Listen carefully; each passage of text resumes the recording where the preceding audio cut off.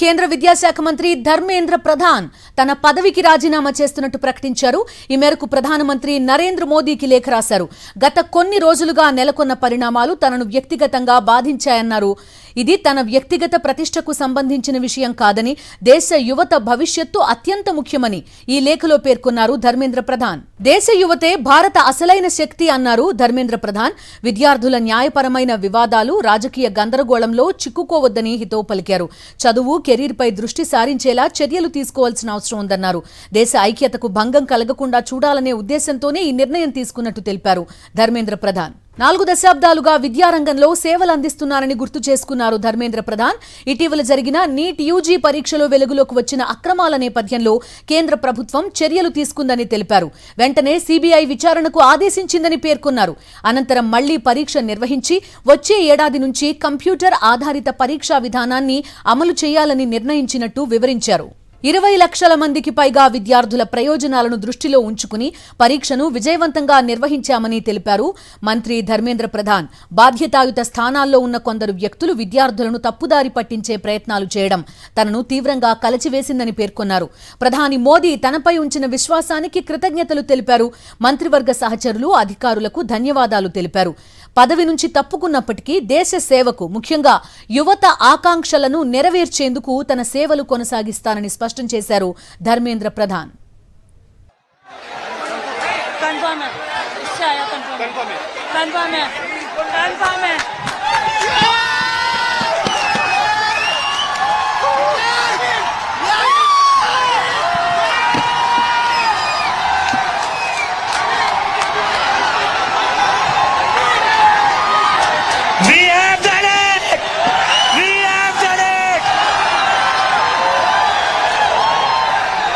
धर्मेंद्र प्रधान ने रिजाइन कर दिया है।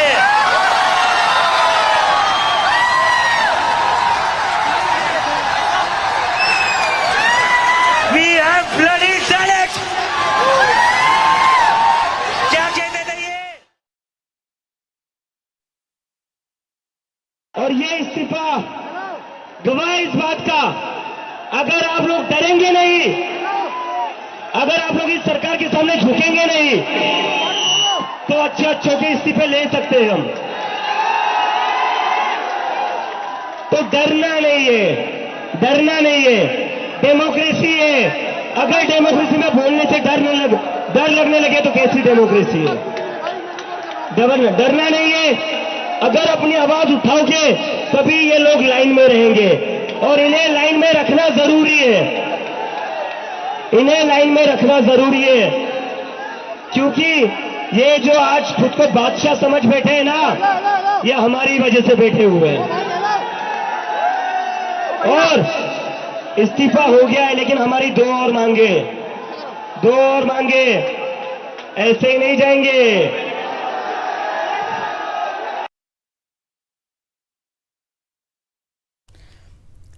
రైట్. ధర్మేంద్ర ప్రధాన్ రాజీనామా చేసిన అనంతర పరిణామాలు ప్రస్తుతం మనం చూస్తున్నాం.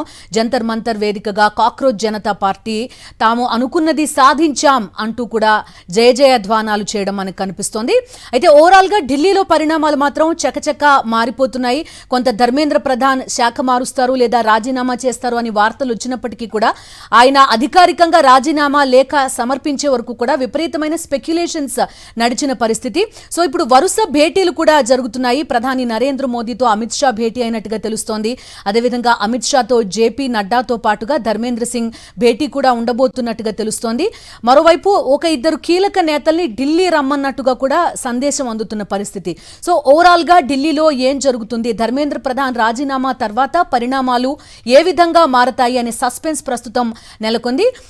కాక్రోచ్ జనతా పార్టీ చేసిన ప్రధాన డిమాండ్లు, ఒకటి ఎన్టీఏ కంప్లీట్ గా ప్రక్షాళన చేయాలి, నీట్ బాధ్యులని, పేపర్ లీకేజ్ బాధ్యులని చట్టం ముందు నిలబెట్టాలి, ధర్మేంద్ర ప్రధాన్ రాజీనామా చేయాలి, అదేవిధంగా బాధిత కుటుంబ సభ్యులకి, ఆత్మహత్య చేసుకున్న విద్యార్థుల కుటుంబ సభ్యులకి ₹1 కోటి పరిహారం చెల్లించాలి. ప్రస్తుతం ఈ 2 అంశాలు మిగిలిపోయిన నేపథ్యంలో 3rd రౌండ్ చర్చలు కూడా కాసేపట్లో స్టార్ట్ కాబోతున్నాయి. మరిన్ని అప్డేట్స్ కోసం ఛానల్ ను సబ్స్క్రైబ్ చేయండి. నోటిఫికేషన్స్ కోసం బెల్ ఐకాన్ పై క్లిక్ చేయండి.